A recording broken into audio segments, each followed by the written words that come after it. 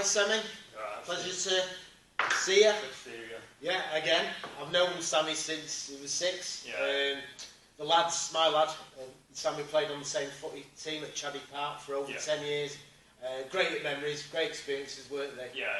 So this is the first podcast of one of many, and what we're looking for is inspirational stories. Yeah. I've invited Sammy along today to talk about his sort of what growing up was like, his inspirations. It's obviously about his music hobbies and what have you. Yeah.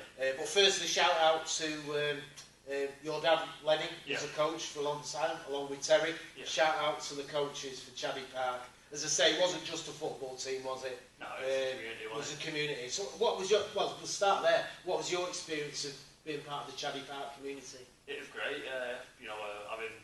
Having good people around you, and Steve. Steve's an absolute legend. He'd always be at the matches and that, supporting me and stuff. So Always positive, hopefully. Yeah. When everyone had their heads down. Yeah. Steve had his head up. The walk of shame, like the coach is trying to hand the flag out. Yeah. And anyone who knows me knows I know nothing about football. I play even worse, but the coaches put it in, so I just couldn't. Hopefully, I was motivational. Yeah, that's what we're about. Always. Yeah. Kept me going, honestly. Oh, appreciate it. And there were great times, weren't they? It wasn't just about the football. We went all over, didn't we? Yeah. We went to like Pontins. Pontins, yeah. So we upgraded to Butlins for the last one, did we? Well, we got that. I might have that wrong. Yeah, we went to Butlins a few times. Belgium. Belgium was great. That was great. Yeah, we had some cracking trips, didn't we? So yeah, shout out to Chaddy Park. Yeah. So that, obviously it's a positive experience. What could you imagine if you didn't have that kind of experience? Yeah. I suppose some people don't, do the young people sort of getting in the teams. Yeah, I felt it was a great community, and so the coaches were fantastic all those years without getting paid, giving the time. Yeah. But equally, I'd say the partners and wives, so the coaches were out there training twice a week, and then 2 games Saturday and Sunday. So it was for a lot of years. So big shout out for them. Yeah. And it was great for male role models. Yeah. Which is one of the other things I was going to ask you. How did you sort of feel about? That's one of the questions, one of the issues when I work with young people, in terms of some of the professionals say there's a lack of male role models. Yeah.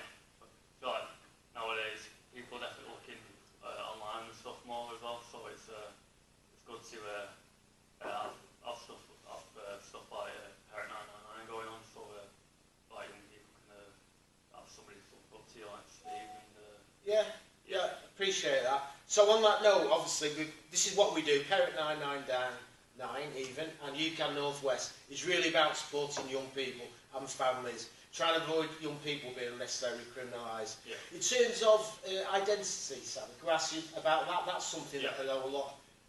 We all have to go through as teenagers. How did you kind of deal with that? I've definitely trying to find myself a lot growing up, and at first I wanted to be a YouTuber, but that was an early dream. Okay.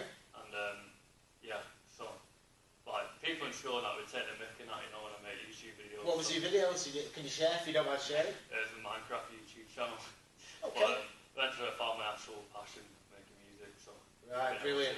Been able to master that and not care what people say, because I know I was going to say, so moving on to your music then, tell us a bit about how you got into your music, and I know you've done a number of gigs now. Yeah, I was in I met all my mates now when I was 16.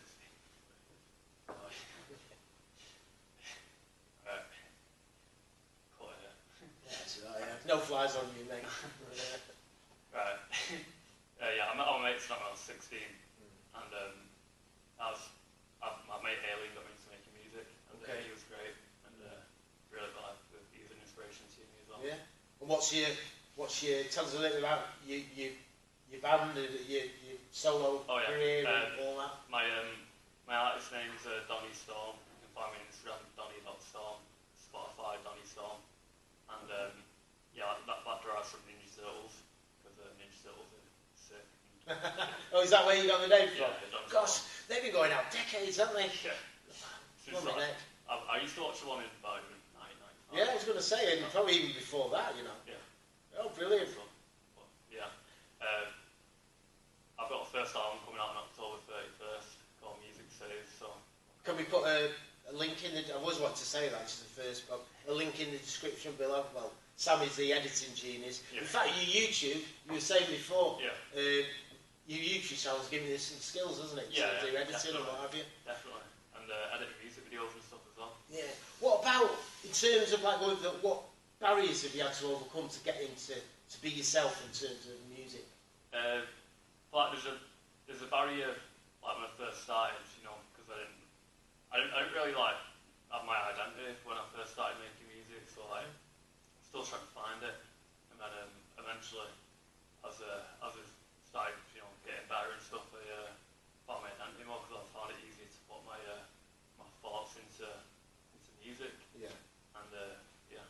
Well, music's well known to be a great output or expression of yourself for young people, well, for anyone if you're into music, but it's a real recognised way of use it as an interventions for young people to actually who are inspired by music, because you've got to have confidence, you've got to overcome self-esteem, you've actually overcome the mental blockage. It's I would say probably very personal.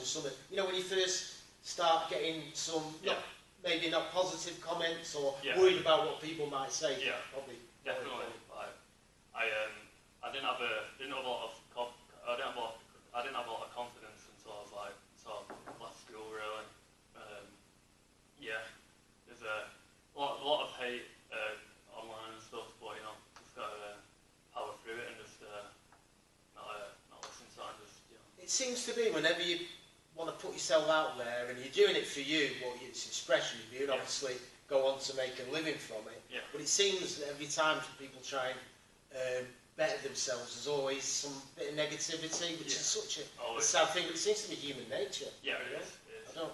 But would you advise to people if they were going to go for it? Yeah, just don't listen to that and just power through it, and know that if you keep on going, you'll be like the best possible version of yourself. Yeah. So the rewards outweigh the whatever you call it, the negative side. Yeah, absolutely. Because I'd imagine that put a lot of people off. I mean, I was looking at doing some videos a few years ago, and I did one. In fact, it was just during lockdown. Yeah. And Alex had the camera up. I had 3 chins, and I thought, I don't want to. And all I was trying to do, which is what we're doing now, is just trying to get a positive message out to help young people and their families, people that are struggling. Yeah. And this is, to me, is one way of doing it, by people like yourself sharing inspiring stories, and people there and giving them that belief that they can. Yeah. You just got to keep on going, honestly, and just literally stick to your passion, and that's the most important thing. What were your nerves like the first gig you ever did? Through the roof. Yeah. Through the roof. But eventually, we just kept on doing them. You know, kept getting them set up and stuff. Kept doing them. Yeah. But the first gig is a lot of our friends there, so the nerves are even more. You know. I think it's hard talking in front of friends and family as it is to people you don't know. Yeah, definitely. I mean, I've found obviously I do some talks here and there about some of the intervention, and I still get nervous now, but I know over time I can do it. Public speaking is like a big one for a lot of people, and it was for me, but I kind of overcome that. I can do it. But to an audience of people you don't know, it's easier than trying to sit with your friends down and listen to you, because they'll be sticking the 2 pennies in every minute, won't they? And eventually played shows like Manchester Academy 3 and stuff. Wow. My first group before, and that was really good. Yeah. But me and Alien are still in contact, you know, we're still really good mates, but we'll bring that back one day. Okay, yeah. But just focusing on solo stuff right now. Right, brilliant. So you've got a gig coming up? In October. In October, and an album release? Yeah, album release, October 31st, Music Saves. So if you go back to the young Sammy, say 10 years ago, would you have thought you'd be doing what you're doing now? I always wanted to be like, you know, I always wanted to be something. Yeah, man. Yeah. I think most of us do. And I think one of the messages that we want to get across to people is at least give it a go. Yeah. You know, you just got to get out there and doing it and give it a go. That's it. Because 10 years ago, to be fair, I didn't have much confidence. So I wouldn't have been able to, you know, get out there and do it. Yeah. But as you grow up and your confidence grows, doesn't it? If if you put yourself out there, and it is so sad because there's so many people, myself included, for a long time when I was younger, didn't have a lot of confidence in certain areas of my life, and you kind of hold back from doing something. Yeah. And then as years go on, you think, oh, if I'd have given that a go. I mean, you know, I've had a decent career. I was in the police a long time. A lot know me. I find this is a really useful way that links in with my background in the police. Yeah. Of trying to help young people, particularly those just going down the wrong path. You know what? There are other ways of doing it, and especially through music. So I'm hoping we'll see a lot more of Sammy in the future. It's going to assist if people are interested in knowing more about how to get into music and the mindset of creating. I mean, I was fascinated in that. Yeah. It's how you suddenly wake up one. You explain the system of how you can write so many different songs. Oh. How does that work? Yeah, I've got a lot of producers send me beats and stuff, so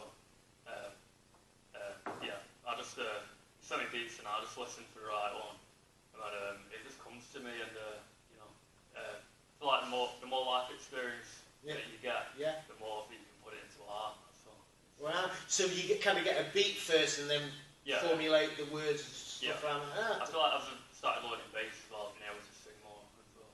Right. So you ever had singing lessons? No. I was in the choir in that. Yeah, it's always happening. One thing I find I've done a bit of amateur dramatics, but we did some musicals. But there's no way I could sing solo. I mean, I've done a bit of karaoke. Yeah. The odd time, but it really is going for your dreams, regardless. That's the real message, James. Yeah. Going for your dreams. Everyone's got personal stuff going on. Everyone's got things in the mind, you know. Sometimes we're our own worst enemy, aren't we, with your mind saying, you can't do this. It's happened sometimes I go and do a talk, I've done it 10 times before, and I don't want to do that, you know. But you've got to overcome that, haven't you? Yeah, you've sort of overcome those barriers and keep at it. So if you hadn't done that, you know, if you hadn't taken those first steps, you won't be where you are now. No. You've still got a whole bright future ahead of you, haven't you? And that's the message, hopefully, you can share. Yeah, definitely. I feel like the earlier that you do it, the better it is, because then you can keep working at it and be able to, you know, you can just the earlier you do something, the better you're going to be at it when you're older. So like I say, some people spend a lifetime of wanting to start, and this isn't a criticism of it. I think it's a lot of us, and there's some point in some people. It's never too late to start either. That's a good point. Yeah, look at me now, YouTubing at 60-odd actually. Well, you know, you're right. It's never too late to at least feel like you're living your passion and doing something. I feel like it makes you feel complete as well when you're doing what you want to do. Brilliant. So you've got one piece of advice for young people, Sammy. I know we've discussed, it's been a short kind of chat about things, but hopefully we can do it again. Yeah. What sort of takeaway message for young people who might be interested in doing whatever, you know, doesn't have to be music? Yeah, stick to your passion, and your passion is everything that is that's important. And just be a good person as well. Like that one. Thanks, Sammy. Cheers, man.